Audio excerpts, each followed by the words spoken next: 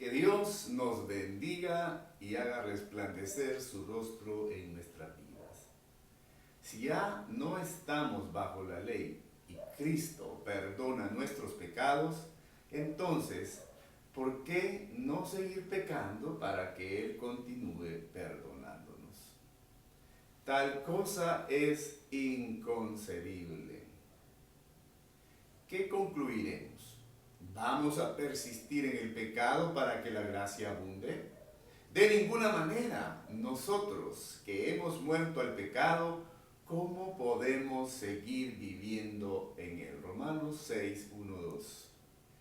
Si ya estamos libres de la condenación del pecado, hoy podemos vivir libres del poder del pecado. Es algo que se vive en la práctica.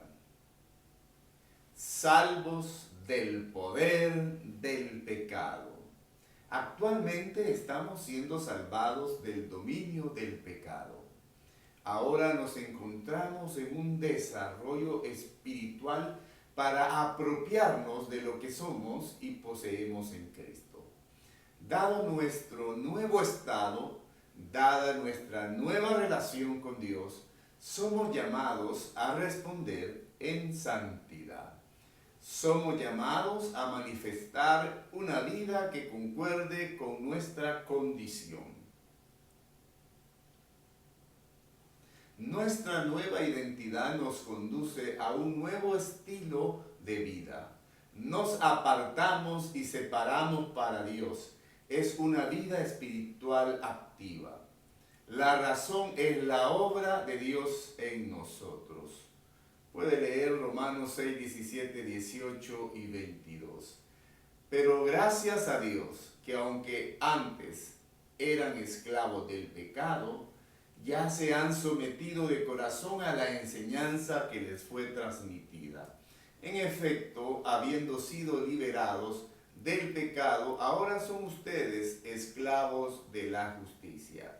Romanos 6, 17 y 18.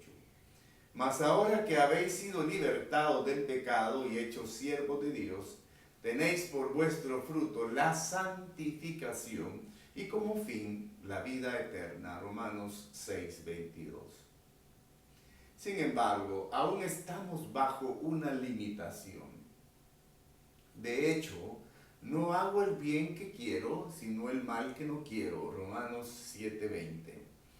Un dilema, una lucha entre nuestra naturaleza pecaminosa que desea ir en pos de sus propios deseos y nuestra naturaleza espiritual que anhela obedecer a Dios. Pero mis logros o fracasos no son los que me libran del pecado y me acercan a Dios.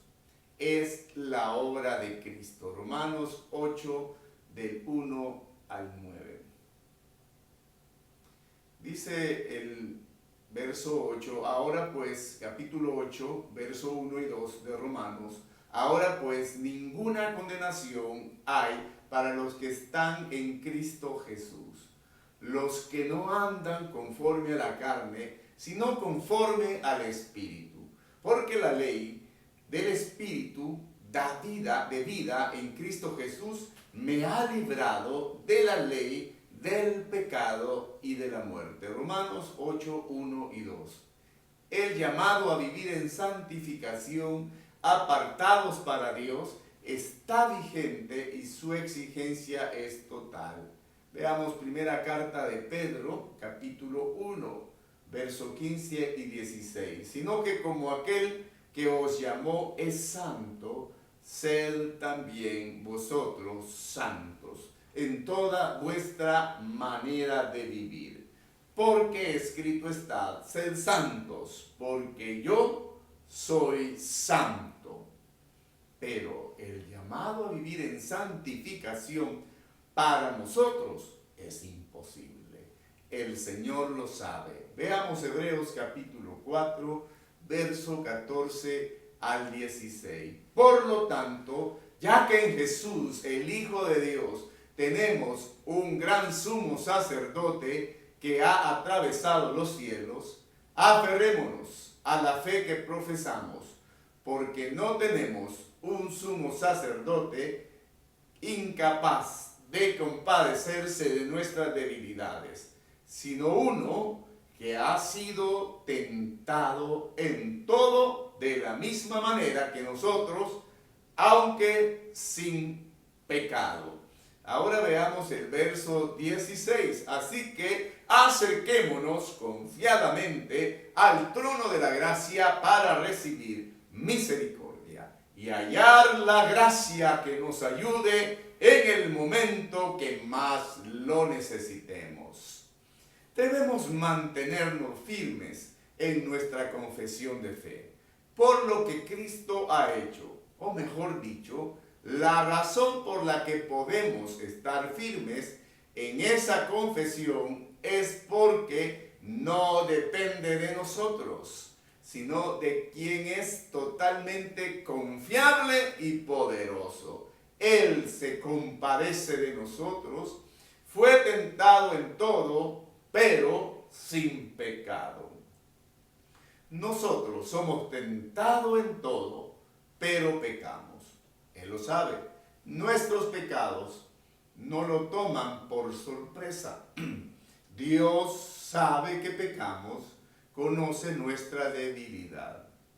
¿Qué deberíamos hacer entonces? ¿Huir? ¿Escondernos? Todo lo contrario, debemos acercarnos con confianza. Él gobierna impartiéndonos gracia, misericordia, socorro, también justicia, en la cruz, en Cristo Jesús, el principal sacerdote. Así que la santidad sigue siendo algo que Dios quiere, y yo debo querer, aunque no puedo completamente. Él lo sabe, y aún así nos ama. Al leer Romanos 8, podemos observar esto, ¿verdad? Seremos totalmente salvos de la presencia del pecado.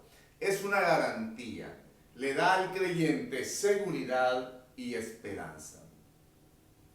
¿Qué me aparta de Dios? Mi condición original de pecado. ¿Qué me acerca a Dios? La obra de Cristo, la justificación. Es Dios quien me aparta de esa condición de pecado. ¿Puede ahora algo apartarme de Dios?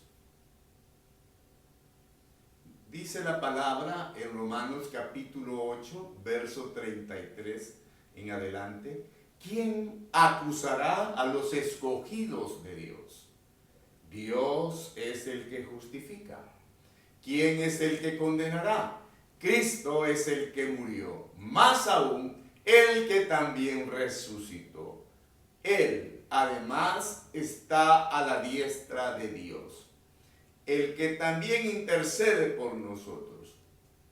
¿Quién nos separará del amor de Cristo? ¿Tribulación o angustia? ¿Persecución o hambre? ¿O desnudez? ¿O peligro o espada?